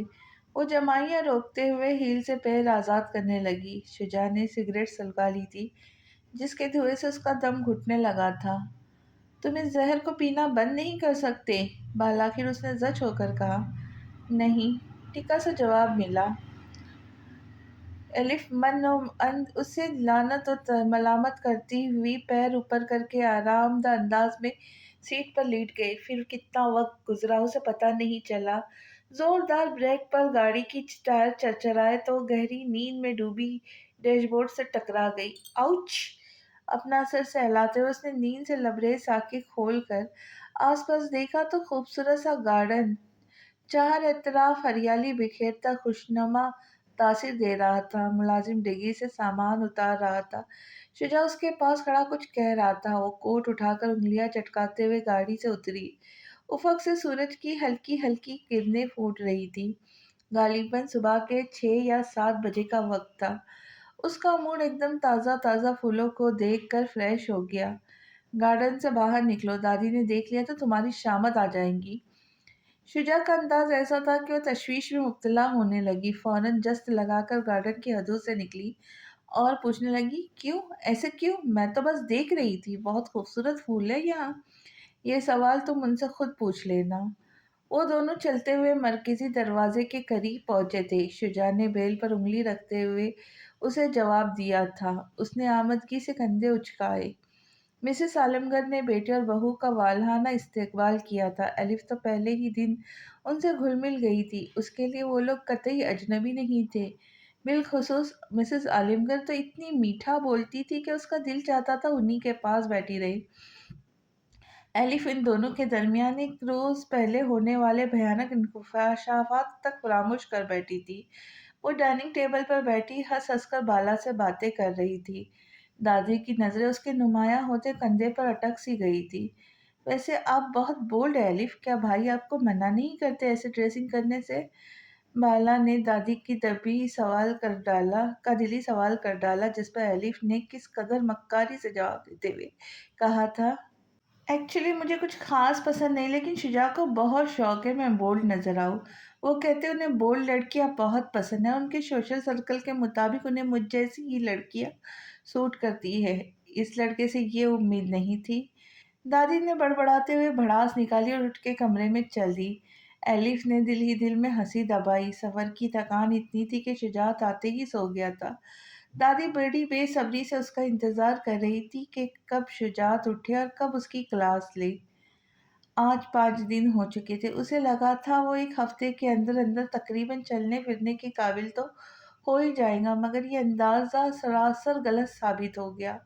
وہ ایک کروٹ تک خود سے نہیں بدل پا رہا تھا۔ ایک جسمانی تکلیف، دوسری قلبی تکلیف، دونوں بیان سے باہر تھے۔ زمانہ کے بغیر ایک ایک لمحہ گزارنا کٹھن ہو گیا تھا۔ آج تو نرس سے لڑ پڑا تھا۔ نرس کچھ خائف، کچھ غصے سے احتشام کو بلا لائی تھی۔ وہ اس کی آنکھوں میں تڑپ دیکھ سکتا تھا۔ نرمی و رسان سے سمجھانے لگا، دیکھو بے شک ہمارا مطلب ختم ہو چکا ہے، لیکن تم ابھی بھی ہمیں اور ہمارے ڈاکٹر کو اتنے ہی عزیز ہو جتنا کہ ہر پیشنٹ ہوتا ہے۔ بس تھوڑا سا صبر اور کر لو، 2 ہفتے بعد تم یہاں سے جا سکو گے۔ 2 ہفتے؟ میرے 2 پل بھی اس کے بغیر کیسے گزرتے، یہ صرف میں جانتا ہوں۔ وہ کچھ بے بسی اور چڑچڑے پن سے بولا۔ احتشام اسے دیکھ کے رہ گیا۔ بہرحال تم مکمل صحت یاب ہونے تک یہاں سے نہیں جا سکتے۔ میرے لوگوں کا پہرا ہے تم پر۔ گیٹ ویل سون۔ وہ مہربان سی مسکراہٹ اچار کر وہاں سے چلا گیا۔ ओजान बेबसी से मुट्ठियां भींच कर रह गया। चीफ, हम तो एक हफ्ते से फराद का पीछा कर रहे, वो ना तो उस लड़की से मिला, ना ही हमें वो लड़की कहीं ढूंढने से मिल रही है। मैं एक झुंझलाया हुआ लग रहा था। तो वो लड़की गई कहाँ? लास्ट टाइम वो फराद के साथ थी। वार्ड बॉय ने पक्की खबर दी। मुझे लगता है उसे हम पर शक हो गया है कि हम उसका पीछा कर रहे। फिर तो उस लड़की से कभी नहीं मिलेगा। मैक ने लुकमा दिया। मिलेगा तो वो ज़रूर, लेकिन हमें फिर भी उस लड़की को पहले ढूंढना है मैक। वो हमारे लिए मसला बन सकती है। चीफ दिमाग के घोड़े दौड़ाने लगा। तुम ऐसा करो, और भी लोगों को इस लड़की की तस्वीर भेज दो। जहाँ भी छुप कर बैठी होंगी हमें मिलेंगी ज़रूर। मैं एक ताइदी अंदाज में सर हिलाने लगा। आपको दादी ने अपने कमरे में बुलाया है। अभी ठीक से आँख खुली भी नहीं थी कि मुलाजिमा ने आकर पैगाम दिया। सुबह सुबह खैरियत तो है? वो सोचते हुए बेड से उतरा। आज एक्सरसाइज का वक्त भी वो सोकर गुजार चुका था। आओ बरखुरदार आओ, बड़े मॉडर्न हो गए हो तुम। समझा नहीं मैं दादी, साफ साफ कहे क्या बात है। वो आंखें मसलते हुए सोफे पर गिर गया। बहू को तुमने कहा है कि तुम्हें बोल्ड लड़कियां पसंद है, तुम भी इसी किस्म के कपड़े पहना करो। शर्म नहीं आती तुम्हें? क्या बकवास है, झूठ बक रही है। मैंने ऐसा कुछ नहीं कहा, बल्कि वो खुद इस किस्म के कपड़े पहनने की आदी है। शुजा की नींदें उड़न छू हो गई। असाब थन गए। नहीं तो तुम्हारे कहने का मतलब है कि उसे खुद नुमाइशी कपड़े पहनने का शौक है? दादी तो भड़क गई थी। वो बड़ा बुरा फंसा था। अब कुछ भी कहता दादी को यकीन नहीं आने वाला था। देखो शजे मियाँ, शुजात नाम है मेरा दादी। इसने गुस्से से टोका। हाँ हाँ, जो भी है, कान खोल कर सुन लो। अगर तुमने बहू के दिमाग में मॉडर्निज्म का खन्नास बनने की कोशिश की तो मुझसे बुरा कोई नहीं होगा। वो जबड़े भींच कर रह गया, फिर गुस्सेली सांस खींच कर कहने लगा। ठीक है, अब आप उसे बोरे और चुग्गीनुमा लिबास पहना के देख लें। देखते हैं आपकी बात मानती है या नहीं। वो भी शुजा आलमगर था। उसने कच्ची गोलियां नहीं खेली थी। उसकी बाजी उसी पर पलट दी और तन फन करता वहां से निकल गया। मुलाजिमा को नाश्ते का ऑर्डर देकर खुद कमरे में आ गया। मक्कार चालबाज लड़की, दबा दबा गुर्राते हुए कबट में मुंह घुसाया। आज तकरीबन एक हफ्ता गुजरा था। उसकी भरपूर केयर के साथ रोजाना चंद कदम वॉक भी करवाई जा रही थी। वो चंद कदम से ज्यादा चलने की पोजीशन में नहीं थी और रोजान घर जाने की जिद कर रहा था। वो तो उसकी डोनेट पर ही बहुत दुखी थी। एक मुकम्मल इंसान उसकी खातिर खामखा झंझट में पड़ गया था, मगर ओजान ने ये हरकत ही क्यों की? उसकी चंद मुलाकातों में ओजान का अंदाज सरसरी सा था। खुशफहमी में मुब्तला होने जैसी कोई बात थी ही नहीं, मगर फिर भी उसके दिलो दिमाग में सवाल शिद्दत से कुलबुला रहा था कि एहतशाम चलाया। उसने नर्स को इशारा किया तो उसके हाथ एहतशाम के हाथ में थमा कर चली गई। आपको आराम करना चाहिए था, आप क्यों आए? यहाँ पर मेरी केयर करने के लिए बहुत से लोग हैं भाई, वो उसे डपट कर कहने लगी। दिन भर अपने मामूलाती काम में उलझा रहता था, रात भर उसके पास गुजारता था। आइजल को यास ने आ घेर लिया। वो बहुत से लोग यकीनन तुम्हारे भाई जैसी केयर नहीं कर सकेंगे तुम्हारी, उसने कहा और कदम कदम चलता हुआ हॉस्पिटल रूम के दरवाजे तक ले आया। वैसे भाभी उस दिन के बाद एक बार भी नहीं बताए उसको कि उसकी कोताही की क्या सजा दूँ आपकी बीवी को। उसने नाराजगी का बरमिला इजहार करते हुए कहा तो वो हंस दिया। जो तुम्हारा दिल चाहे, मुझे कोई एतराज नहीं, मैं इस मामले से बाहर हूँ। वो उसे स्ट्रेचर पर लिटाकर कंफर्टर दुरुस्त करते हुए सामने बैठ गया। आइजल बगौर उसका जायजा लेने लगी। रॉयल ब्लू थ्री पीस में मलबूस तमाम तर वजाहतों समेत हावी होती शख्सियत के साथ उसका भाई किसी सल्तनत का शहजादा ही तो था। पता नहीं वो एक साथ इतना सब कुछ कैसे मैनेज कर लेता था। वैसे आप कहाँ से आ रहे? सेनेट में इजलास था। तुम क्यों पूछ रही हो? एहतशाम ने इस्तफसार किया तो मुस्कुरा दी। बड़े हैंडसम लग रहे। सारी फीमेल सेनेटर्स तो फिदा हो गई होंगी आप पर। बल्कि मैं तो कहती हूँ कि इस खड़ूस लड़की को छोड़े और इन हजारों लाखों लड़कियों की तरफ एक नजर करम कर दे जो एक आपकी एक निगाह की मुंतजिर है। وہ اس کی شرارتی آنکھوں میں جھانک کر گھرتے ہوئے نفی میں سر ہلانے لگا۔ کیا خیال ہے ماڈل ریانا سعیدی کو تو آپ کے درکار دروازہ بار بار آئزر، اس نے سخت لمبی نگاہوں سے ٹوکا تو ہنسنے لگی۔ کچھ لوگوں سے دل کا ناطہ اس قدر گہرا ہوتا ہے کہ ان کی تمام تر بدتمیزیوں، ظالمانہ رویوں کے باوجود ہم انہیں چھوڑ نہیں پاتے۔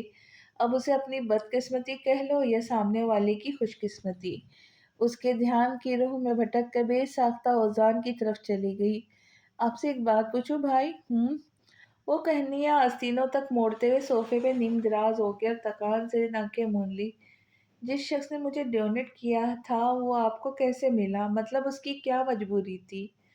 اسے اپنے وائف کی علاج کے لیے پیسے چاہیے تھے، اس نے آنکھوں سے کہتے اس کے سر پر بم پھوڑا۔ بیوی؟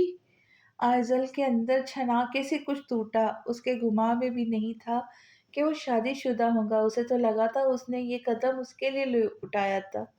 اف، وہ کتنی بڑی پاگل تھی، خواہی خوش فہمیوں کے پہاڑ پر چڑھ چکی تھی۔ اس نے خود کو کوستے نم ہوتی آنکھیں مینچ لی۔ اس دن کے بعد اس نے اوزان کی ایک بھی کال ریسیو نہیں کی، نہ ہی کسی میسج کا جواب دیا تھا۔ صدمہ اتنا گہرا تھا کہ وہ ابھی تک سوچتی تو دماغ کی رگیں پھٹنے لگتی۔ اسے لگا تھا اوزان سدھر گیا ہے، مگر وہ غلط تھی۔ وہ بے وفا ہونے کے ساتھ ساتھ دھوکے باز بھی بن گیا تھا۔ کس طرح اسے اس حال میں اکیلا چھوڑ کر وہ بزنس ٹرپ کا بہانہ بنا کر کسی اور کے ساتھ تعلقات بڑھا رہا تھا۔ اس کی آنکھیں دن رات برستی رہتی، ان چند دنوں میں بہت کمزور ہو گئی تھی۔ شدید ذہنی دباؤ، اسٹریس کی وجہ سے بچے پر بھی اثر پڑ رہا تھا۔ گائناکولوجسٹ اسے سمجھا سمجھا کر تھک گئی تھی، لیکن وہ بھی نہیں جانتی تھی زمارہ کس قیامت خیز دکھ سے گزر رہی تھی۔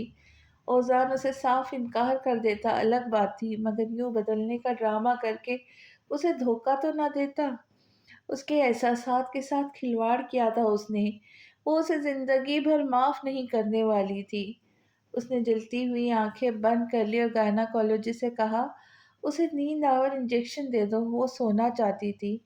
گائناکولوجسٹ اسے دیکھ کر لب بھیج کے رہ گئی۔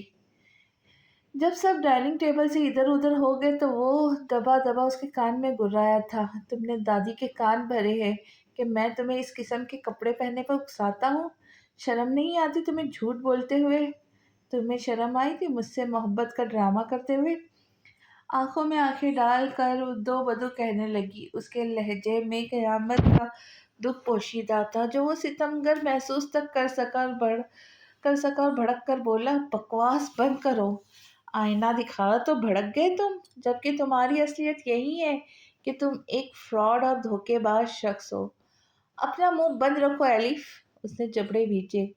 کافی سے بھرا کپ زور سے ٹیبل پر پٹک کر جانے کے لیے اٹھا تو کافی چھلک کر اس کے ہاتھ پر گر گئی۔ ایک دلدوز چیخ اس کے لبوں سے نکلی۔ گھر کے سبھی حواس باختگی کے عالم دوڑے دوڑے آئے تھے۔ گرما گرم کافی اس کی نازک انگلیاں جلا گئی تھی۔ وہ روتے بلکتے ہوئے اپنا ہاتھ پکڑے پھونکے مار رہی تھی۔ سب یہاں وہاں آ جا رہے تھے۔ اسے ایک لمحے افسوس نے آ گھیرا، پھر تیزی سے سیڑھیاں پھلانگتا اپنے کمرے میں چلا گیا۔ 10 منٹ کے بعد کانفرنس کال کے ذریعے اس کی میٹنگ تھی۔ وہ جلد ہی مصروف ہو گیا۔ بالا بہت جلن ہو رہی ہے، آپ ہاتھ تو ہٹائیں، مجھے یہ دوا لگانے دے، اس کے بعد جلن کم ہو جائے گی۔ وہ ہنوز ہاتھ سینے پہ ٹکائے نفی میں سر ہلا رہی تھی۔ دادی کو اس پر بہت ترس آیا۔ بیٹا بالا کو دیکھنے دو، یہ ڈاکٹر ہے۔ دادی بہت جلن ہو رہی ہے، اس کی ایک ہی رٹ تھی۔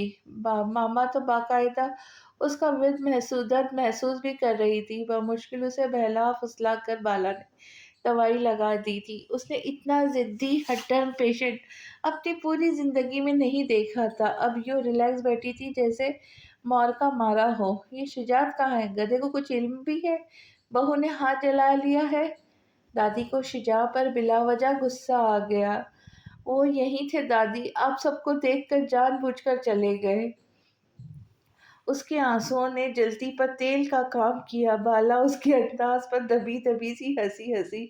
شجاع، او شجاع، نیچے آ ذرا۔ Be quiet please. میں میٹنگ پہ ہوں اور میرے نام کے نعرے مارنا بند کرے، میں ڈسٹرب ہو رہا ہوں پلیز۔ وہ ریکنگ سے نیچے جھانکتے ہوئے دبا دبا گرایا۔ ایسی کی تیسی میٹنگ کی، نیچے آ ذرا، بہو کا ہاتھ جل گیا ہے۔ تو ڈاکٹر کو بلائے نا، میں کوئی ڈاکٹر تھوڑی ہوں۔ وہ زچ ہوا تھا۔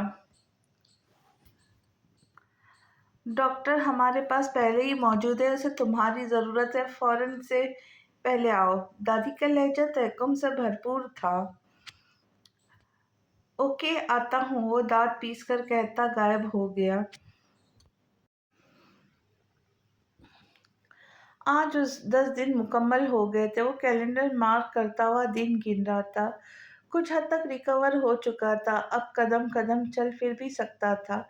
آج تو اس کا دل چاہ رہا تھا یہاں سے بھاگ جائے، بے تابی حد سے سوار تھی، دل چاہ رہا تھا کسی بھی طرح بس اڑ کر زمارہ کے پاس پہنچ جائے۔ جانے وہ دونوں کیسے ہوں گے۔ پھر ایسا ہی ہوا، رات کو ہاسپٹل سے نکل آیا تھا، ڈاکٹر نرسز گارڈ سب کی آنکھوں میں دھول جھونک کر، لیکن گھر پہنچا تو ایک قیامت آ کر گزر چکی تھی۔ اپنے گھر کے باہر ایمبولینس دیکھ اس کے اعصاب خطا ہو گئے، دھڑکنیں تھم گئی، رگوں میں گردش کرتا خون رک گیا۔ اسٹریچر پر لیٹا وجود بلا شبہ زمارہ ہی تھی، اس کا وجود بے جان شے کی طرح دیوار سے گھسرتا ہوا زمین بوس ہو گیا۔ چہرہ یوں پیلا پڑا ہوا تھا جیسے خون کا ایک قطرہ بھی باقی نہ ہو۔ بہت بڑے نقصان کا احساس کسی ناگ کی طرح اس کے وجود سے لپٹ گیا۔ گبریل اسے دیکھ چکا تھا، وہ تیزی سے اس کی طرف آیا۔ چلو جلدی ہاسپٹل چلے۔ اس کے وجود میں جنبش تک نہ ہوئی۔ اوزان جلدی چلو، یہ سوچنے کا وقت نہیں ہے۔ اس بار وہ غصے سے کہنے لگا۔ اس کی لال سرخ آنکھوں کو دیکھ کر وہ یہی اندازہ لگا سکا تھا کہ اوزان اس وقت نشے میں۔ وہ مرے مرے قدموں سے چلتا ہوا پچھلی سیٹ کا دروازہ کھول کر بیٹھ گیا ہے۔ دلنشی کی کال مسلسل 2 دنوں سے وقفے سے موصول ہوتی رہی، مگر اس نے اپنا نمبر ہی آف کر دیا تھا۔ ویسے بھی آج کل وہ بہت ڈسٹرب تھا، بار بار آنکھوں کے سامنے زلف کا چہرہ آ جاتا۔ اگر زلف اپنی زندگی میں خوش اور مطمئن ہوتی تو وہ بھی دل کو سمجھا کر آگے بڑھ جاتا، لیکن اس کی روئی روئی سی آنکھیں اور اداس چہرہ بار بار اس کے دل پر کاری وار کر رہا تھا۔ اپنی جانب اٹھی ایک نگاہ سے ہی وہ پہچان گیا تھا کہ زلف اب بھی اس سے محبت کرتی ہے۔ اس بے وقوف جذباتی لڑکی نے اپنے ہاتھوں سے اپنی اور اس کی زندگی تباہ برباد کر دی تھی۔ تم کیا کہتے ہو تہران، کیا کرنا چاہیے ہمیں؟ جی محسن صاحب۔ وہ چوکا اور ہونکوں کی طرح محسن مرزا کی شکل دیکھنے لگا، جنہوں نے بات سنبھال کر فیصلہ ملتوی کر دیا تھا اور میٹنگ برخاست کر دی تھی۔ کہاں غائب ہو جینٹل مین؟ یہاں ہو کر بھی یہاں نہیں ہو؟ دراصل میرے سر میں کچھ درد ہے، اس لیے پریزنٹیشن دھیان سے نہیں سن سکا۔ کیا فیصلہ ہوا؟ فیصلوں کو چھوڑو، تم خود پر دھیان دو، تمہیں اکثر سر درد کی شکایت رہتی ہے، کسی اسپیشلسٹ کو دکھاؤ، بلکہ میری فیملی ڈاکٹر سے رجوع کرو، وہ بہت اچھا ڈاکٹر ہے۔ انہوں نے خلوص نیتی سے کہا۔ شیور، تھینک یو محسن صاحب۔ سیکرٹری کے ہاتھ سے وزٹنگ کارڈ تھامتے ہوئے تشکر سے کہا۔ وہ مبہم زخم سے جواب دیتے ہوئے اڑ گئے۔ اس نے ایک نگاہ کارڈ پر ڈال کر کوٹ کی جیب میں رکھا۔ اب تو وہ خود بھی اس درد سے چھٹکارا پانا چاہتا تھا۔ کرسی ڈھکیل کر وہ بھی میٹنگ روم سے اٹھ گیا۔ کیا تکلیف ہے تمہیں؟ کیوں آسمان سر پر اٹھایا ہوا ہے؟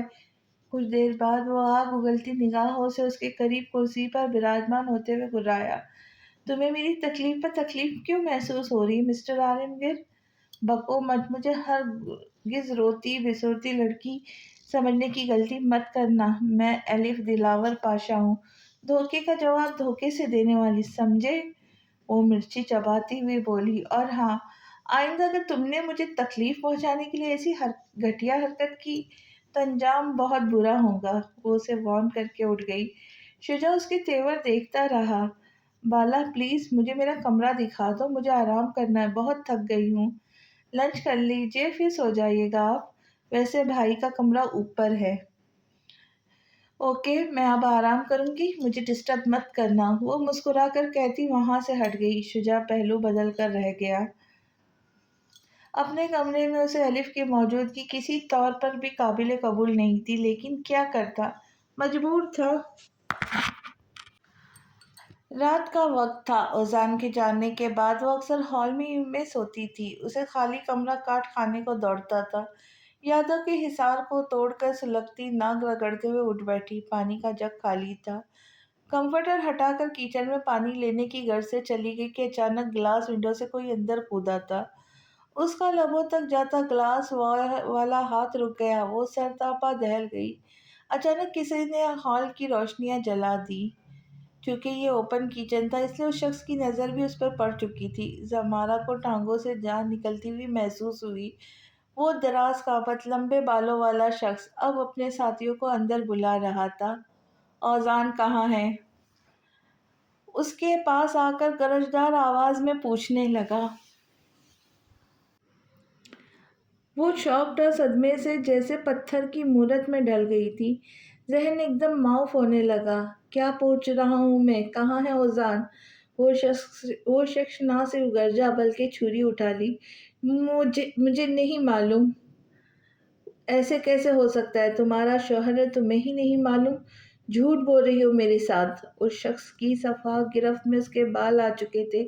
وہ جی جان سے لرزی۔ مجھے سچ میں نہیں پتا۔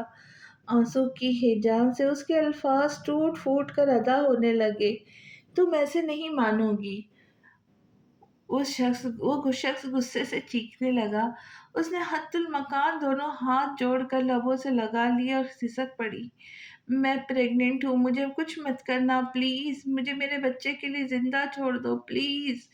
وہ روتے ہوئے گڑ گڑا رہی تھی۔ اس شخص کی گرفت ایک لمحے میں ڈھیلی پڑی تھی، پھر پلٹ کر اپنے ساتھیوں سے کچھ کہنے لگا۔ وہ پورے گھر کی تلاشی لینے لگے۔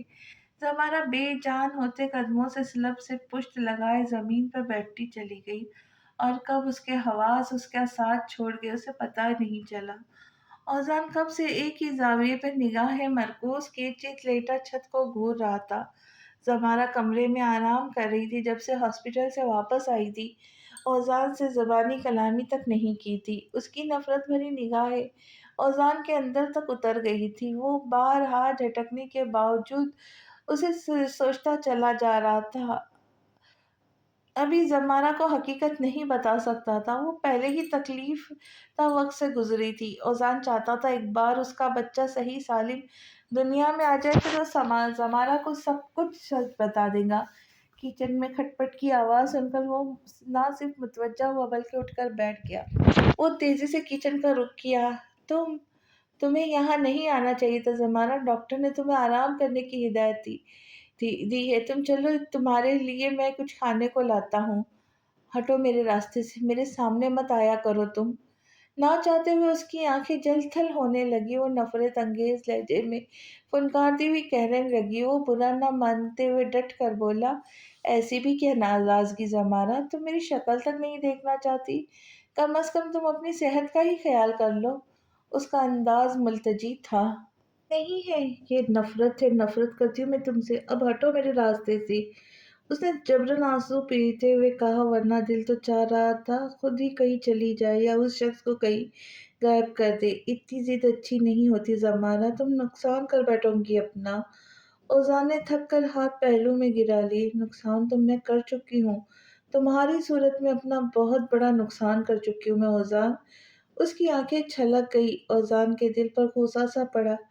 کیا ہوا؟ کیا مجھ سے پھر کوئی غلطی ہوئی ہے؟ وہ اس پر گزرنے والی قیامت سے یکسر انجان تھا یا ڈھونگ کر رہا تھا۔ زمانہ کا دل چاہا اسے شوٹ کر دے۔ تم اس رات کس عورت کے ساتھ تھے نا اوزان، اور مجھ سے آفس کے کاموں کا بہانہ بنا کر تم اس کے ساتھ راتیں رنگین کر رہے تھے۔ زبان سنبھال کے بات کرو زمانہ۔ ایک تو وہ اسی تکلیف سے انجان تھی، دوسرا اتنا گھناؤنا الزام۔ وہ تڑپ اٹھا۔ تڑپی تو وہ بھی تھی جبھی بے یقینی سے سر نفی میں ہلانے لگی۔ کے ساتھ تھے اوزان، میں نے خود اس عورت کی آواز سنی تھی۔ کتنے بڑے دھوکے باز ہو تم، مجھے اس حالت میں چھوڑ کر میں سوچ بھی نہیں سکتی تھی۔ اس نے ہیجانی کیفیت میں بات ادھوری چھوڑ دی۔ تمہیں غلط فہمی ہوئی ہے زمانہ، ایسا کچھ نہیں ہے۔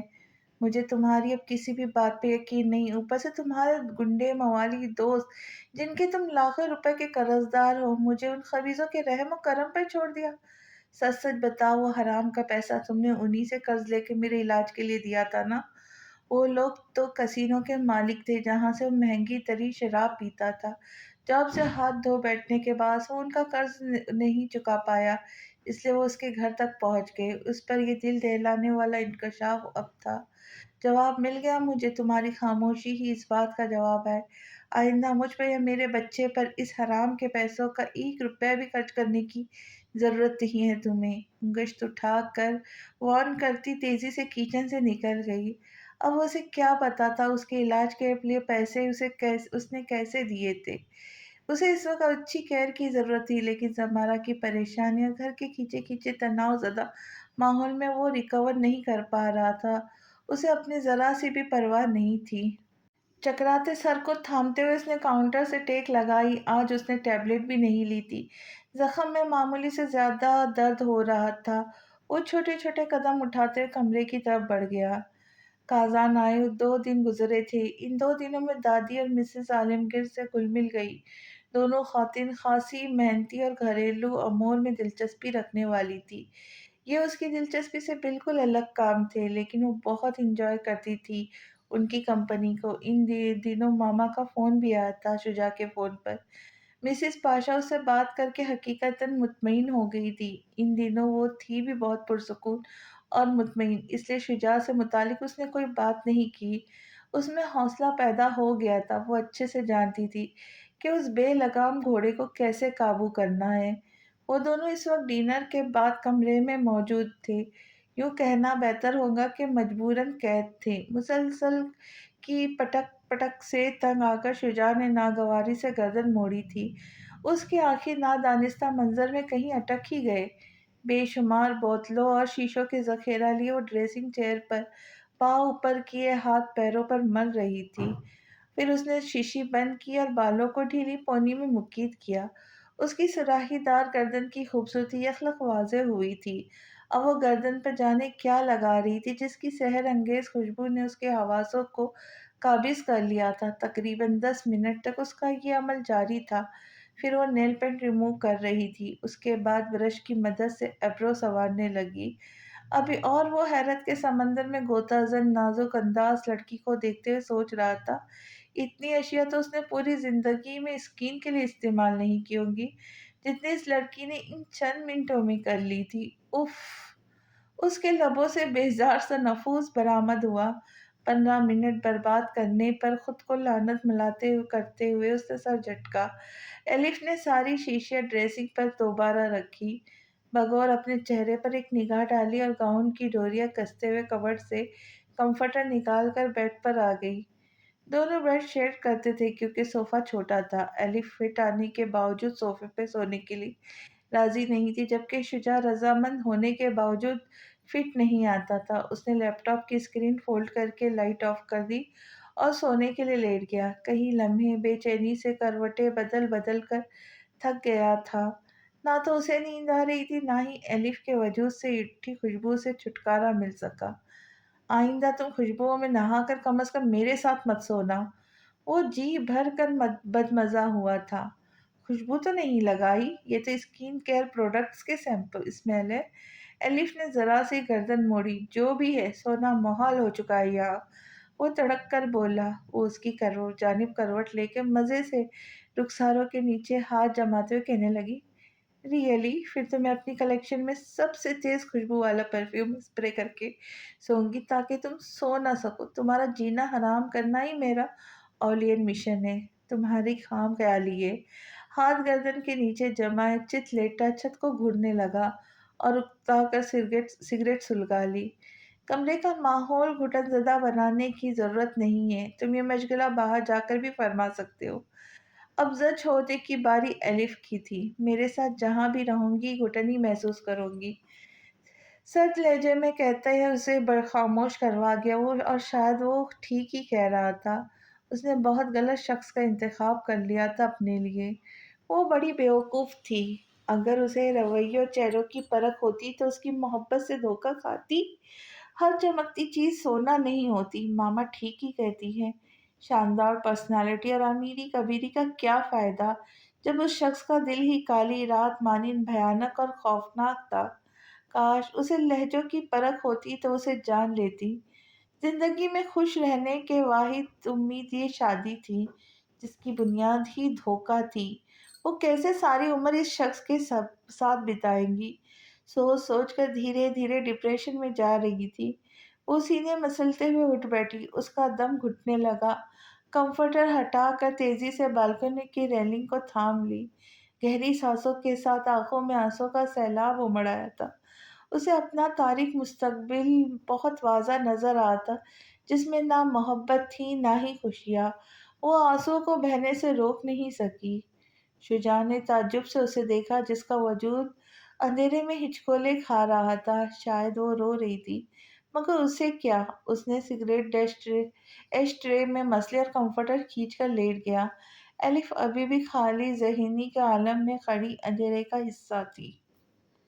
وہ اس وقت کیفے میں موجود تھی۔ آج اس کا دل بہت اداس تھا۔ آرٹ گیلری بھی نہ جا سکی۔ آپ کیا لیں گی میڈم؟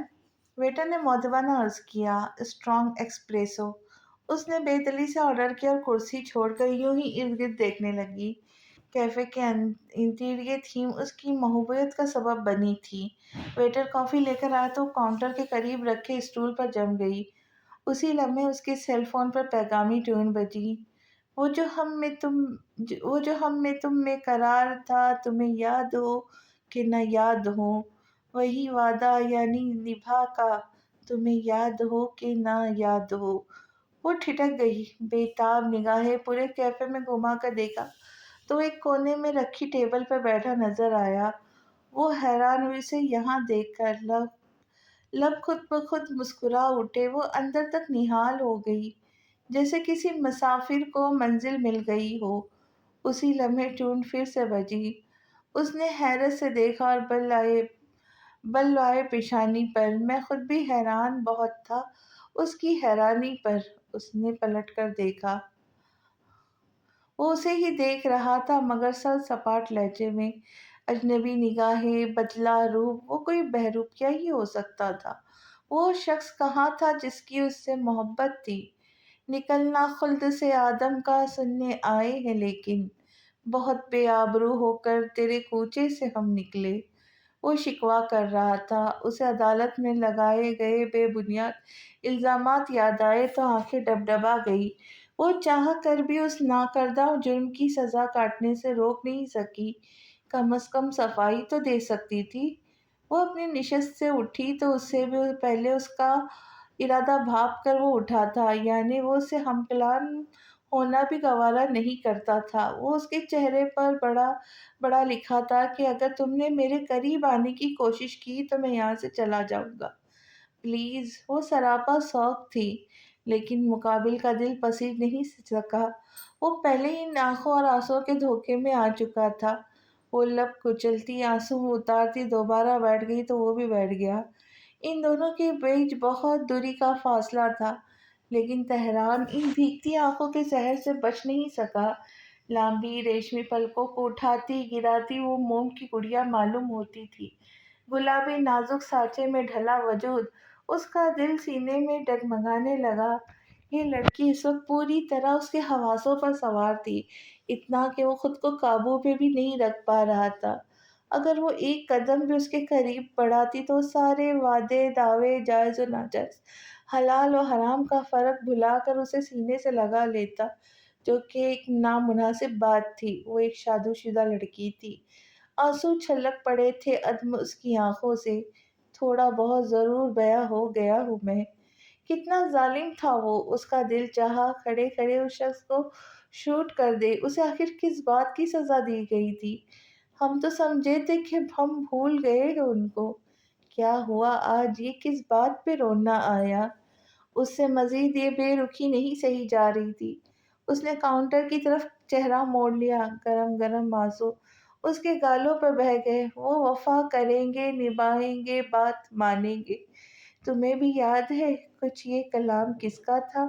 اس نے بھی کہہ ڈالا، تیرے خیال سے دامن بچا کے دیکھا ہے۔ دل و نظر کو بہت آزما کے دیکھا ہے، نشاط جا کی قسم تو نہیں تو کچھ بھی نہیں، بہت دنوں تجھے ہم نے بھلا کے دیکھا ہے۔ جوابی پیغام برجستہ ملا۔ اسی وقت کیفے میں شور سا اٹھا، وہ بھی متوجہ ہوئی۔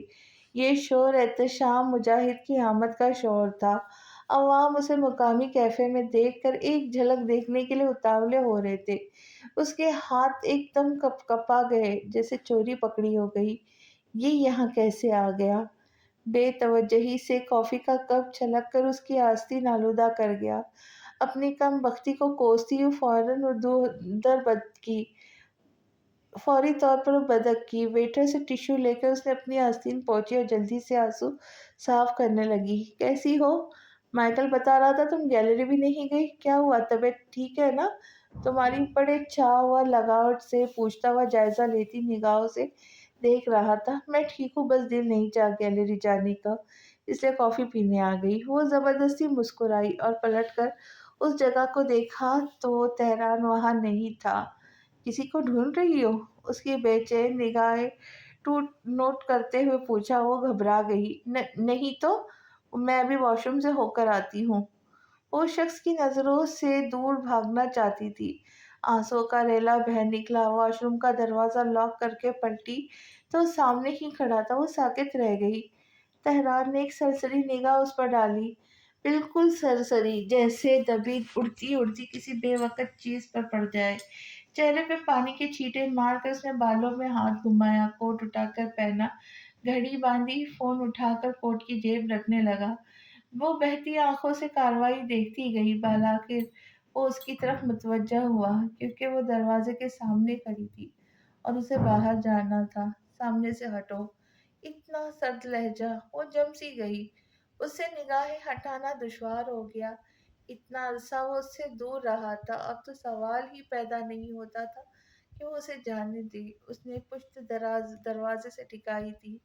اس بیوقوف جذباتی لڑکی سے یہی توقع کر رہا تھا۔ اسے تو یہ بھی خیال نہیں رہا تھا کہ اس کا شوہر باہر اس کا انتظار کر رہا تھا، لیکن وہ پورے حواسوں میں تھا۔ اگر وہ اسے رہنے دیتی تو۔ کہاں تھے تم اتنا عرصہ؟ موت کا جھوٹا ڈرامہ کر کے میری زندگی برباد کر دی، میری دوسری شادی کروا دی، اب کس بل سے نکل کر باہر آئے ہو؟ یعنی اب یہ الزام بھی اس کے حصے میں آنا تھا۔ اس نے زہر خندہ سے سوچا اور بولا، میں آپ کو جواب دہ نہیں ہوں مسز احتشام، میرے راستے سے ہٹے۔ اس کے مسز لہجے میں احتشام نفرت کا زہر مارفوٹ، دیکھ اگر کر تم وہ نے وہ زخمی سب ہنسی میرے ہنسی ساتھ تھی۔ نہ کیا ہوتا تو میں مسز آج اس احتشام جہنم میں مارفوٹ، داخل نہیں ہوئی ہوتی۔ الزام تراشیاں کرنے کی تمہاری پرانی عادت ہے۔ وہ کب تک جذباتوں پر قابو پاتا؟ آخر کوئی انسان تھا۔ الزام تراشی میں کر رہی ہوں؟ طلاق کس نے بھیجی تھی پہلے؟ مطالبہ تمہارا تھا، میں نے صرف مطالبہ کیا تھا، تم نے مجھے تو سائن کر کے بھیج دیے۔ وہ رو دی۔ نوٹس پہلے تمہاری طرف سے آیا تھا۔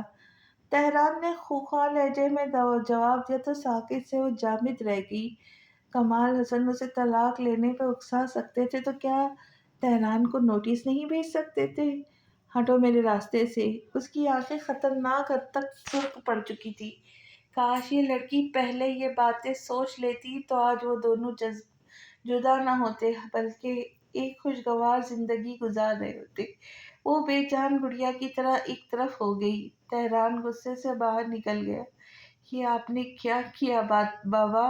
اپنے ہاتھوں سے میری زندگی برباد کر دی۔ بند دروازے سے پیشانی ٹکا کر فک فک فک رو دی، کیونکہ اب یہی آنسو اس کی قسمت تھے۔ تو کیسی لگی آپ کو یہ والی قسط؟ امید کرتی ہوں آپ کو یہ قسط بہت اچھی لگی ہوں گی۔ تو اگر اچھی لگی تو شیئر کریں، پسند آئے تو لائک کریں، اور بہت اچھی لگی تو چینل کو سبسکرائب بھی کر دیں، اور اپنے دوست اور رشتہ داروں کے ساتھ ضرور اس چینل کی کہانیوں کو آپ شیئر کریں۔ تو ملتے ہیں اگلی قسط کے ساتھ، تب تک کے لیے خوش رہیں، خوشیاں بانٹیں، اور دعاؤں میں اپنی اس پیاری سی بہن کو یاد رکھیں۔ اللہ حافظ۔